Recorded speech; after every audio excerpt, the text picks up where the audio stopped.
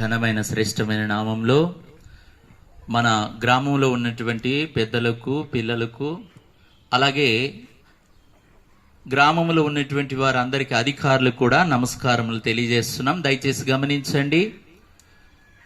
మరి మదీరలో జరుగుతున్నటువంటి VBS కార్యక్రమంకు మిమ్మల్ని ప్రేమతో ఆహ్వానిస్తున్నాం.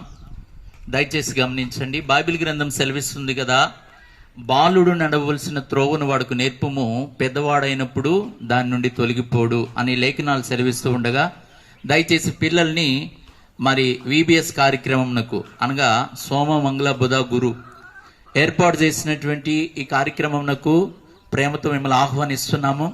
ప్రియులారా, అక్కడ చక్కని పాఠములు, సృజనాత్మకమైనటువంటి కళలు, క్విజ్, పిల్లలారా మరి అలాగే స్టోరీస్ కూడా ప్రతిరోజు వచ్చినటువంటి పిల్లలకు చివరి రోజున బహుమతులు కూడా ఇవ్వబడతాయి. ఉదయం టిఫిను, మధ్యాహ్నం భోజనము, సాయంత్రకాలము స్నాక్స్ కూడా ఏర్పాటు చేయడం జరిగింది. మీ పిల్లలు మేమే తీసుకురావడం జరుగుతుంది కనుక ఎలాంటి ఛార్జ్ కానీ మీరు అలాంటివి ఇవ్వాల్సిన పని లేదు. పిల్లలు వచ్చినప్పుడు ఒక పుస్తకము, పెన్ను, బ్యాగు, అలాగే వాటర్ బాటిల్ కూడా తీసుకురండి.